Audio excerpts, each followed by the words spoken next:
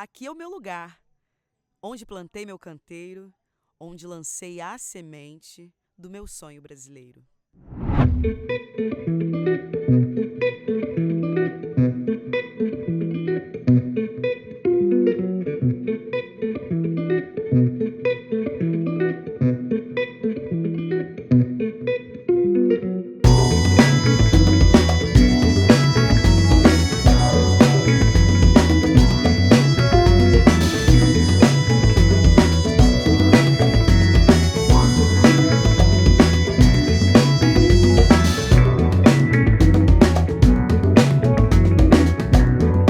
Esse é mais um programa Papo na Laje, eu sou Dani Câmara. Hoje nós estamos em Maricá para falar sobre o tema Horta em Casa.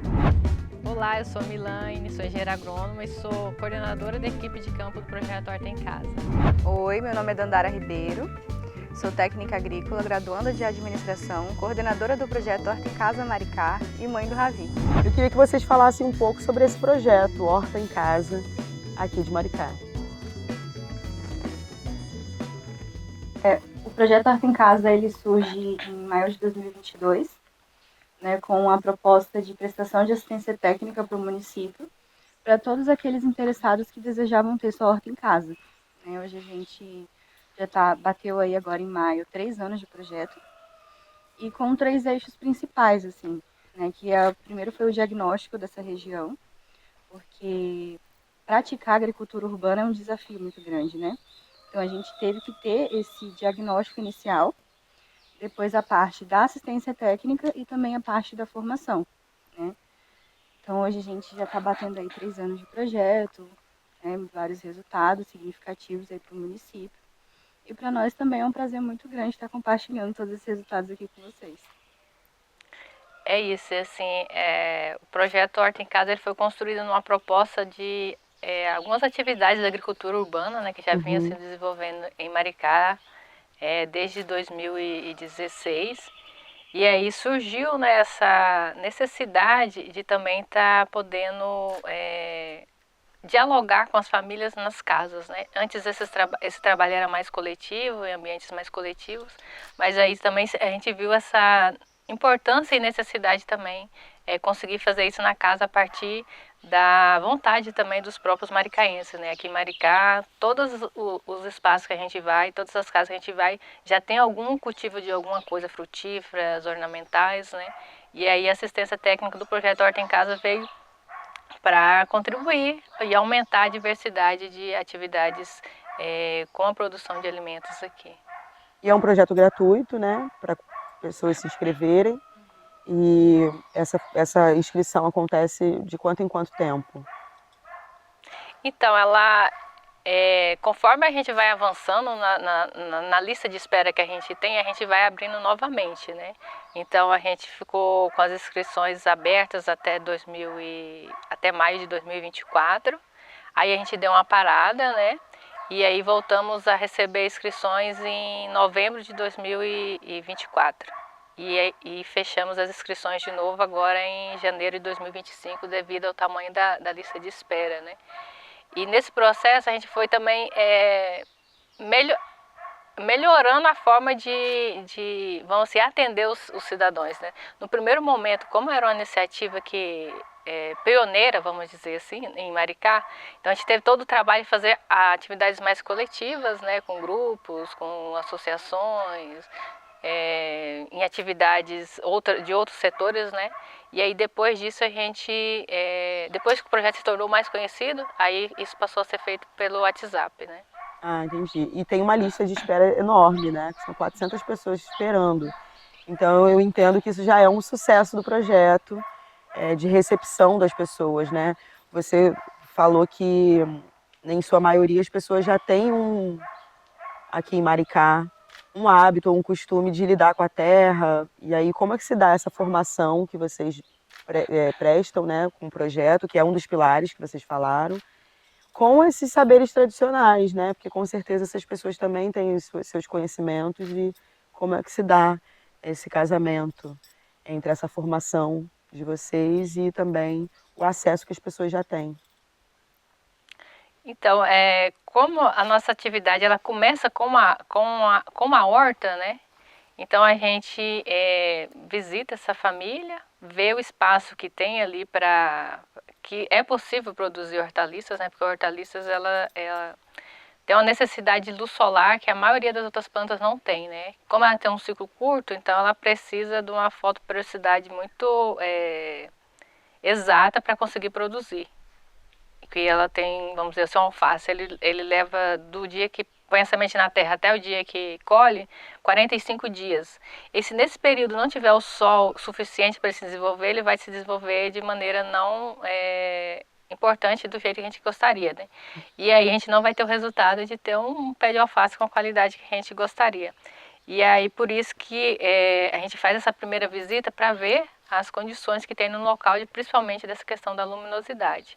E aí a partir disso, a gente orienta a pessoa, a partir das condições, conhecimento que ela já tem, o que ela poderia produzir naquele lugar e a forma como ela poderia fazer isso, né? Além dessa orientação técnica, a gente também tem esse processo de formação, né? É o que a gente deixa para os nossos beneficiários, para além do projeto, ter essa autonomia, né, de plantio, ter essa autonomia de conhecimento. Então, hoje a gente trabalha com oficinas, né? Tivemos também nossa formatura de agentes populares em agroecologia. Então, é o que o projeto Horta em Casa deixa para o município, para além dessa prestação de assistência técnica e conhecimento de muda, né? Essa autonomia do próprio cultivo local, que já era um costume, né? A gente veio também resgatando essa cultura de cultivo aqui no município, mas que vem como fortalecimento, né? E conhecimento mesmo para a população. E quais são as perspectivas assim, do projeto, né? A partir desse tempo de experiência que vocês já vem vindo, o que vocês estão projetando à frente assim, nos próximos anos? Então, o projeto Horta em Casa, acho que eu não falei no início aqui, mas ele é um projeto da Cooperar, né, que é uma cooperativa do MST, juntamente com o ICETIM, que é o Instituto de Ciência e Tecnologia aqui de Maricá. E o Horta em Casa ele é uma encomenda tecnológica. Então, a gente está fazendo um estudo na região, né, graças a Deus o estudo deu super certo, mas a nossa intenção é mostrar que dá certo, né, a produção urbana ela é viável, ela dá certo, para além, né, de todos os seus benefícios, a questão da segurança alimentar, né, da soberania alimentar. Então, é inspirar mesmo outros estados, outras pessoas, os governantes, né, e que a gente consiga também implementar, que os governantes consigam ver a importância da agricultura familiar e até a agricultura urbana e até uma política pública mesmo aqui para o município, né, que é o que a gente quer. O projeto ele tem essa importância do conhecimento com as famílias adquirir conhecimento, mas a gente, enquanto projeto, o próprio ecossistema Bem Viver Alimentar e o ICETIM, também tem essa pesquisa, né? Porque quando o projeto iniciou, a gente inicia a partir de uma realidade, né, que a gente imaginava e já vinha fazendo. Mas aí no dia a dia a gente foi sempre melhorando como atender essas famílias, né?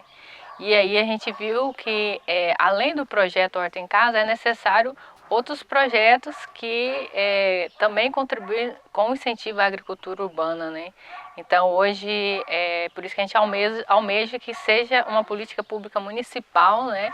E que a partir disso tenha investimentos para, vamos dizer assim, uma irrigação melhorada, criar um espaço mais como fala? Mais acessível. Mais acessível. É mais acessível porque a gente tem pessoas de idade, né, que não conseguem abaixar, tem crianças, né, e então, e aí com uma política pública a gente vê, vamos dizer assim, cria projetos e programas que vai agir diretamente com a especificidade dos públicos, né? Porque a gente viu que quando a gente trabalha com a agricultura urbana, aparecem diversos atores, diversas situações. Uhum. E aí, assim, o projeto Horta em Casa, ele acaba não conseguindo abarcar todas essas necessidades da população.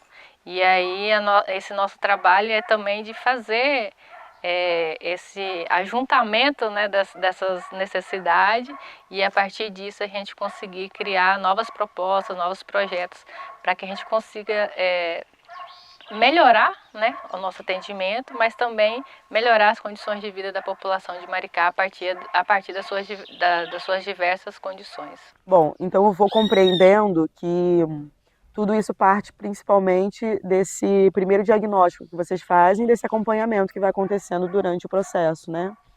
Queria que vocês falassem um pouco também sobre como vocês atuam dentro desse projeto, desse processo todo, né? E falassem um pouco dessa trajetória de vocês de construção do projeto até aqui. Inicialmente, eu chego no projeto para ser técnica de campo, né? Sou técnica agrícola, então compartilhei um pouco desse momento inicial de diagnóstico, né? E logo também pela questão da minha formação, eu contribuí também no administrativo.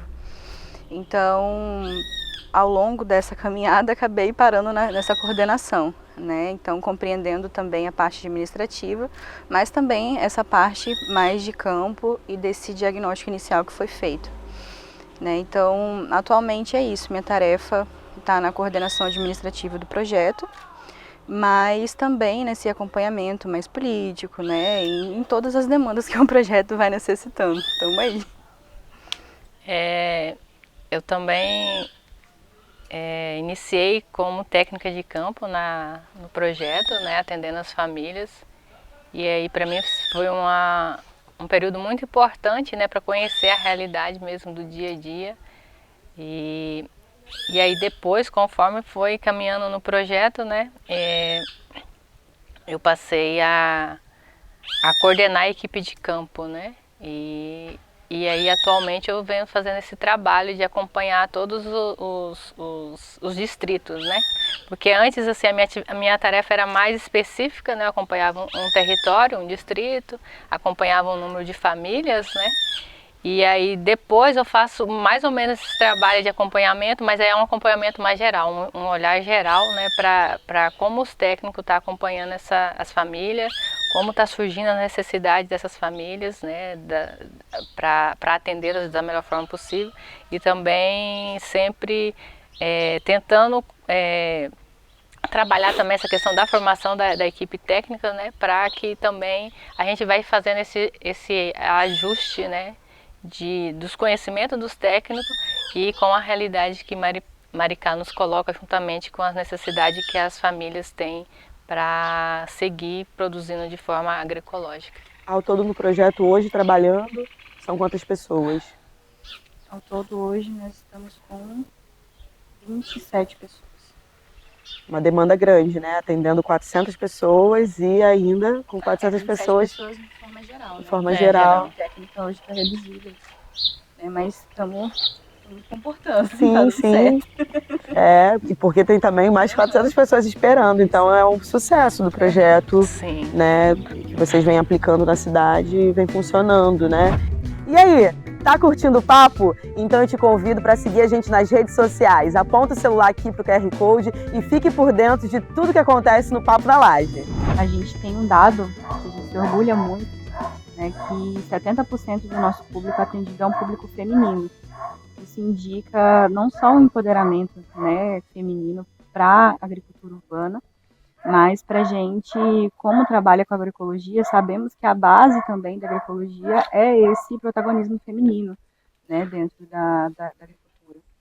Então, para a gente é um dado muito importante, né, saber que a gente também trabalha com esse público aqui dentro do município e fortalecer e capacitar, né, todos os nossos públicos, mas principalmente essas chefes de família que estão à frente aí dessa questão de técnicas de plantio, né. E aí assim, tem alguns dados que é mais difícil a gente dimensionar em números, né? E aí assim, eu conto a partir de uma experiência que eu tive a campo. Eu estava acompanhando uma família há 3 meses, né? E aí a gente estava mexendo na horta e aí a beneficiária me contou, né, que o marido dela estava com diabetes e o médico já tinha mais de 3 anos que estava pedindo para ele comer verduras e legumes. E ela fazia de tudo, né? E ele não comia, e ela conversava com ele, ele não comia. E aí, a partir do momento que ela teve a horta, quando ela colheu a primeira verdura, que foi a rúcula, ela simplesmente fez a salada, colocou na mesa, né?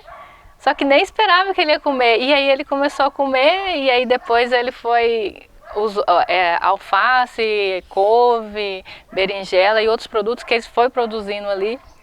Ele passou a se alimentar e aí ele tinha voltado no médico e os exames dele já tinham melhorado, né? E aí assim, a gente não consegue dimensionar essas mudanças, né? Que ela é pequena, mas é uma transformação muito grande numa família, na vida das pessoas, né? E aí isso vai desde a criança também, né? Que não conseguia... a família tentava fazer que ela introduzisse ali, começasse a comer as verduras, né, e legumes, que é uma dificuldade em certas fases, e aí trazendo do mercado não conseguia. E aí quando a criança começa a irrigar, começa a ir lá ver a plantinha crescer, ela gera essa curiosidade, né, e começa a comer. Tinha criança que nunca tinha comido chicória, a mãe comprava, colocava na mesa, fazia, não comia. E aí quando ela cuidou da plantinha, aí cresceu, quando colheu, aí a mãe dela fez a salada e falou, olha, aquela plantinha que você cuidou, ela foi lá e comeu, né? Então, é uns resultados que não tem como a gente dimensionar em números, mas são muito importantes também. As verduras, né, no âmbito geral, acho que a maioria que é consumida em Maricá, ela vem de fora. Uhum. Então, quando a gente chega no mercado, muitas vezes a gente está com vontade de comer um pé de alface, uma couve, uma rúcula, mas a gente olha lá no mercado e, né, não está muito palatável ali, a gente, né? E aí, assim, quando as pessoas passam a ver aquele alface que ela via no mercado, que não está muito, né, nas condições ideais, e ela vê aquilo no quintal dela, vê aquela maravilha, há um encantamento, né? E aí, com esse encantamento, também começa a fazer um resgate para essas pessoas voltar a consumir esses alimentos, né? E aí melhorar a segurança alimentar através de comer um alface, uma rúcula, um alimento saudável, né? A gente sabe que hoje, devido às questões climáticas e todo o processo, né, de urbanização e melhoramento na produção, a maioria das hortaliças é produzida com uso de agrotóxico, né? Muita coisa, né? E aí, no projeto Horta em Casa, o nosso objetivo é que eles produzam esses alimentos da forma mais saudável possível, né? A partir das condições que a gente tem. E aí, assim, eu acho que não há segurança alimentar sem agroecologia, né? Não tem como a gente produzir com agrotóxico e falar que... e consumir e achar que a gente está tendo uma qualidade de vida, né? Tendo saúde a partir daquele alimento ali que tem uma contaminação, né? Que isso vai gerar um transtorno para o nosso organismo, gerar um transtorno para o meio ambiente, né? E pensando na saúde que vem desde a geração, né? da criança até as pessoas já de idade, então acho que pensar a segurança alimentar, a gente tem que pensar uma segurança alimentar com produtos saudáveis de base agroecológica. E dicas, né, para quem está assistindo a gente, que se identifica com o projeto e quer ter sua horta em casa, quais são as dicas assim para a pessoa começar? Eu acho que a primeira coisa é analisar em qual lugar no seu quintal que a pessoa tem vamos dizer assim, que pega luz durante o dia, o sol, no mínimo 4 vezes, né, ali durante o dia, 4 horas durante o dia. A partir de que diagnosticou, não, aqui eu observei que pega 4 horas de luminosidade no mínimo, aí a pessoa pode começar. Se ela só tiver, vamos dizer assim, tem uma janela, ela pode fazer um vasinho, né, assim, vamos dizer assim, de 2 palmos, e plantar ali um pé de alface, um pé de rúcula e uma cebolinha. Se ela tiver um espaço maior, ela pode colocar mais vasos e fazer canteiro no chão, né? Mas eu acho assim, a luminosidade é a base de tudo. Se tiver a luminosidade, né, o sol ali suficiente, ela consegue produzir várias coisas. Massa. E tem algum acesso, você falou do WhatsApp, né, que as pessoas entram em contato para ter essa formação e ter esse acompanhamento. Mas, por exemplo, se alguém de fora do projeto tem alguma dúvida, tem esse mesmo WhatsApp ou tem algum outro canal que a pessoa pode entrar em contato, se informar? Para além do WhatsApp, a gente tem nossas redes sociais também, né? Massa. Tem o Instagram, o Facebook e o YouTube. No YouTube a gente também tem vários vídeos pedagógicos, né? Mostrando como que se faz sortinha em casa, como que se planta em vaso, a questão da compostagem. Tem vários materiais pedagógicos também para a gente conseguir ter a nossa horta em casa, né?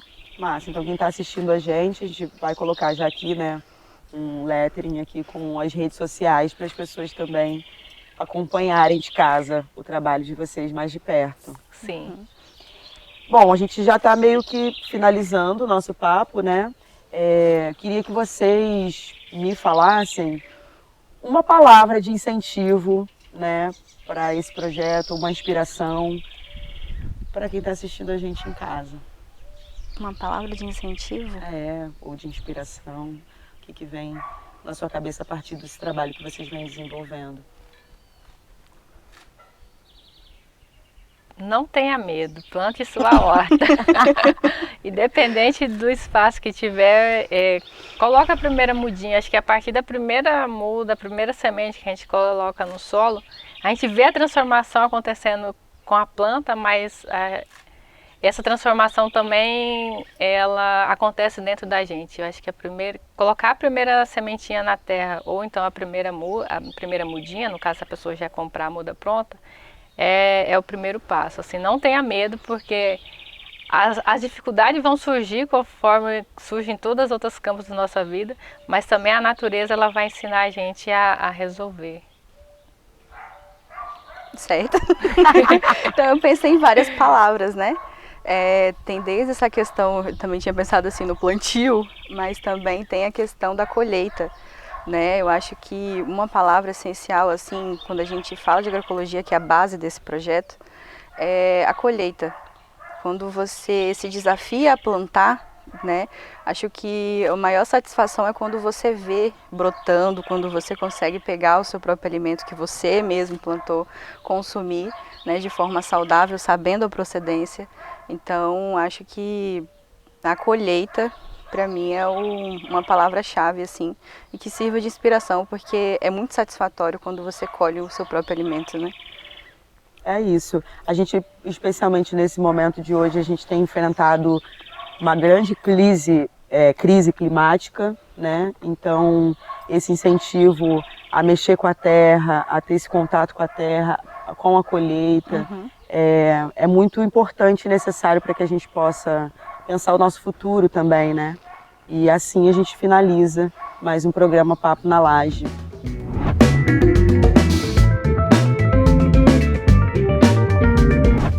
Que todas as pessoas tenham acesso a alimento saudável e que o mundo seja uma grande agrofloresta, com produção de alimentos e árvores. Meu sonho, acho que eu não consigo pensar em um sonho individual, né? Acho que a gente, como indivíduo dessa sociedade, tem que pensar muito coletivo, né? Então, acho que o meu sonho, mesmo como indivíduo dessa sociedade, é que a gente consiga garantir a segurança alimentar, né, em todo o Brasil, né, que a gente consiga garantir não só a quantidade, mas também a qualidade, né, desses alimentos que estão chegando na mesa da população, que a gente consiga sanar essa questão da fome, que a gente consiga sanar essas desigualdades sociais. Eu acho que esse é um sonho para mim, né, e para as novas gerações aí que estão para chegar.